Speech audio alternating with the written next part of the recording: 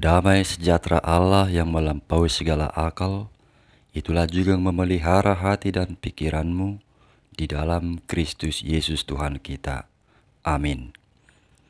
Saudara-saudara yang dikasihi Tuhan kita Yesus Kristus, firman Tuhan yang menjadi naskotbah pada peringatan hari kenaikan Tuhan Yesus Kristus yang kita rayakan pada tanggal 21 Mei 2020, dipilih dari kitab Markus 16 ayat 15 sampai dengan 20. Dan saya akan membacakan isi nas tersebut untuk kita. Lalu ia berkata kepada mereka, "Pergilah ke seluruh dunia, beritakanlah Injil kepada segala makhluk. Siapa yang percaya dan dibaptis akan diselamatkan, tetapi siapa yang tidak percaya akan dihukum. Tanda-tanda ini akan menyertai orang-orang yang percaya. Mereka akan mengusir setan-setan demi namaku. Mereka akan berbicara dalam bahasa-bahasa yang baru bagi mereka. Mereka akan memegang ular, dan sekalipun mereka minum racun maut, mereka tidak akan mendapat celaka. Mereka akan meletakkan tangannya atas orang sakit, dan orang itu akan sembuh." Sesudah Yesus berbicara demikian kepada mereka, terangkatlah ia ke surga, lalu duduk di sebelah kanan Allah. Mereka pun pergilah memberitakan Injil ke segala penjuru, dan Tuhan turut bekerja dan meneguhkan firman itu dengan tanda-tanda yang menyertainya. Demikian firman Tuhan. Saudaraku, ada 3 pesan khotbah pada peringatan hari kenaikan Tuhan Yesus bagi kita melalui nas ini, yaitu yang pertama, kita diutus serta diperlengkapi Tuhan untuk memberitakan Injilnya. Setelah 40 hari, Yesus bangkit dari kematian dan berulang-ulang menampakkan diri serta berbicara kepada murid-muridnya, sebagaimana juga yang boleh kita baca pada Kisah 1 ayat 3, tibalah waktunya Yesus akan naik ke surga. Namun sebelum Yesus naik ke surga, para murid dibawa ke salah satu bukit, yakni Bukit Zaitun, sebagaimana yang boleh kita baca pada Kisah 1 ayat 12. Di sanalah Yesus memberikan amanat agung kepada para muridnya. Yesus berkata, "Pergilah ke seluruh dunia, beritakanlah Injil kepada segala makhluk." Yesus memerintahkan para muridnya untuk memberitakan Injil, agar Injil menjangkau seluruh dunia, dan kata dunia di sini ditujukan kepada manusia berdosa yang memberontak kepada Allah dan yang tidak mau menerima Yesus Kristus sebagai Tuhan dan Juru Selamatnya. Sehingga barang siapa yang percaya lewat pemberitaan Injil dan menyatukan hidupnya dengan Kristus lewat baptisan kudus, maka dia akan beroleh keselamatan. Tetapi sebaliknya, mereka yang tidak percaya, yang menolak Kristus sebagai Juru Selamatnya, maka kelak hukuman menjadi ganjarannya.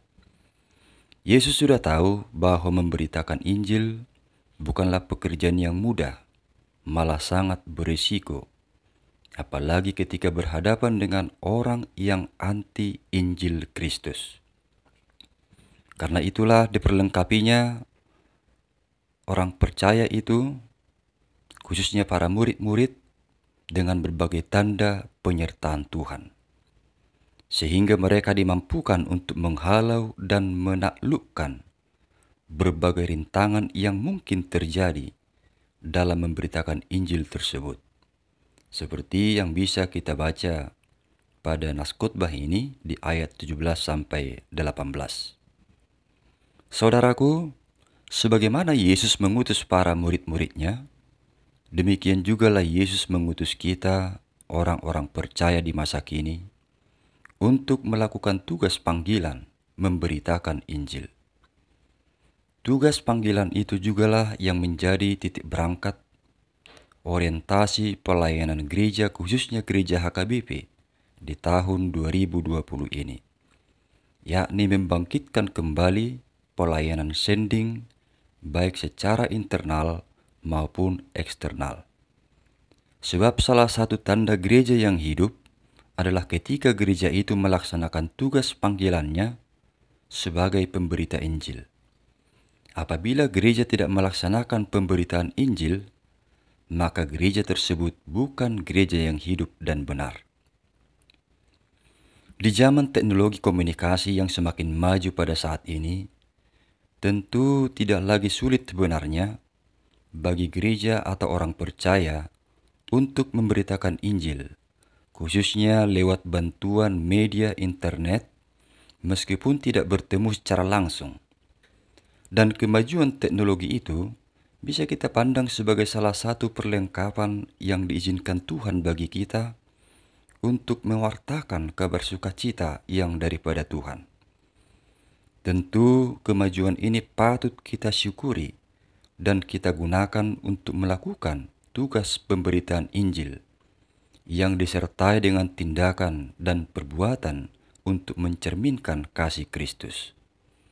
Kiranya apa dan bagaimanapun status kita sekarang ini, baik dalam keluarga, dalam pekerjaan, dalam bermasyarakat, dan bagaimanapun dampak yang mungkin terjadi karena wabah COVID-19 saat ini, biarlah seluruh kehidupan kita tetap menjadi berita kesaksian tentang Injil Kristus, sehingga orang yang menyaksikan atau mendengar hidup kekristenan kita turut merasakan keselamatan yang daripada Kristus. Yang kedua, tujuan kita bukanlah dunia, melainkan surga. Saudaraku, setelah Yesus selesai menyampaikan amanat kepada murid-muridnya, terangkatlah Yesus ke surga, lalu duduk di sebelah kanan Allah.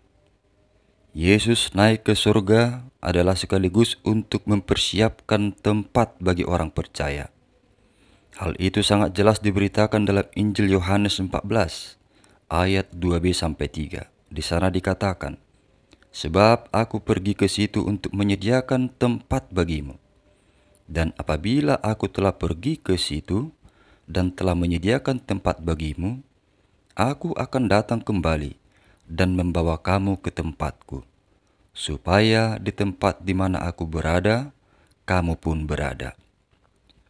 Artinya, dengan kenaikan Yesus ke surga, maka akses bagi setiap orang percaya untuk bisa masuk ke surga telah terbuka. Dan kelak Yesus juga akan datang kembali untuk membawa orang percaya ke surga.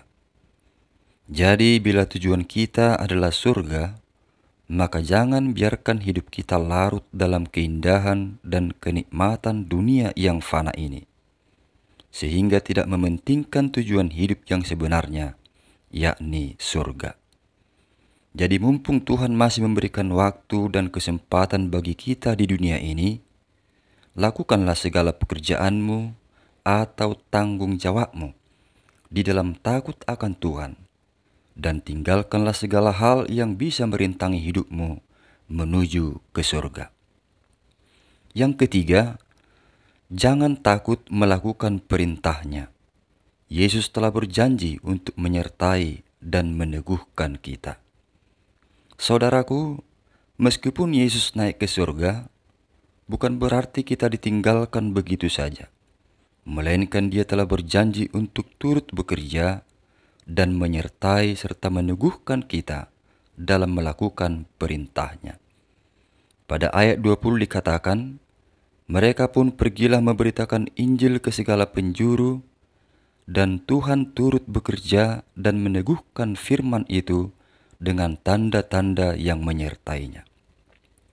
Jadi apapun pergumulan atau kesulitan hidup yang mungkin kita hadapi karena melakukan perintah atau melakukan kehendak Tuhan, percayalah pada janji Tuhan bahwa Tuhan akan tetap setia menyertai dan meneguhkan kita. Karena itu, beritakanlah Injil dan percayalah akan janji penyertaan Tuhan, serta arahkanlah jalan hidupmu menuju surga yang telah disediakan oleh Yesus Kristus. Itulah pesan firman Tuhan bagi kita pada peringatan hari kenaikan Tuhan kita Yesus Kristus saat ini. Amin.